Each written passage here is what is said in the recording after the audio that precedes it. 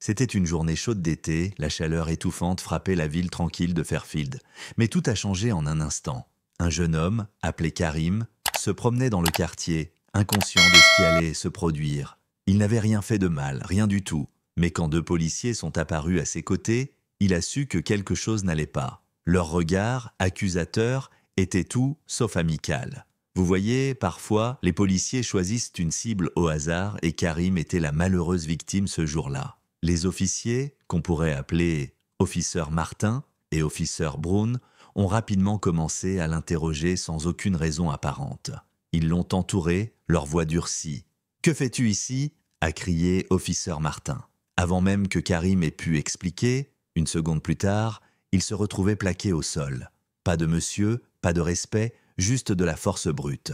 Il l'avait mis à terre en public devant tout le monde, sans aucune raison valable. C'était humiliant, et tout ça juste parce qu'il était là, sous le soleil, un peu trop au mauvais endroit. La foule a commencé à se rassembler, certaines personnes ont sorti leur téléphone, l'incident était maintenant filmé, tout le monde savait que ça allait être mal. Mais ce qui était encore plus choquant que l'arrestation elle-même, c'était la manière dont les policiers agissaient, comme si tout cela était normal, comme s'ils étaient intouchables. On pouvait entendre les murmures dans la foule, des gens qui se demandaient ce qui se passait, pourquoi cet homme, juste là, se faisait traiter ainsi. Puis, c'est là que tout a pris un tournant. Une voix a éclaté dans la foule, forte, déterminée. « C'est mon neveu !»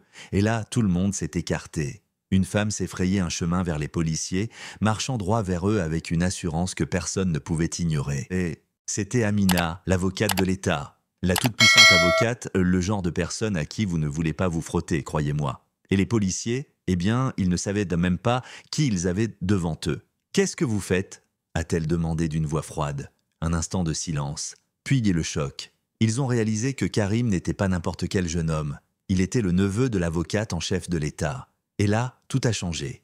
Elle a sorti son téléphone, a composé un numéro, et en quelques minutes, un fonctionnaire de l'intérieur est arrivé. L'affaire prenait une tournure dramatique. Les policiers ont été mis de côté, Karim a été relâché sans une égratignure. Et le regard des officiers, leur visage rougi, c'était tout simplement incroyable. Ils avaient sous-estimé cette situation, et ils allaient en payer le prix. Mais vous savez quoi? Ce n'était pas fini. Parce que les policiers ne se sont pas seulement mis dans une situation embarrassante, ils avaient aussi un passé, une histoire. Officier Martin, ce n'était pas juste un flic de plus dans cette ville, non. Il avait une réputation, et une réputation qui, quand elle est exposée, pourrait tout faire effondrer. Et quand Amina a poussé plus loin ses recherches, elle a découvert des dossiers, des connexions qu'il n'aurait jamais voulu voir se dévoiler. Les vidéos, les preuves, tout était là. Le scandale était à portée de main.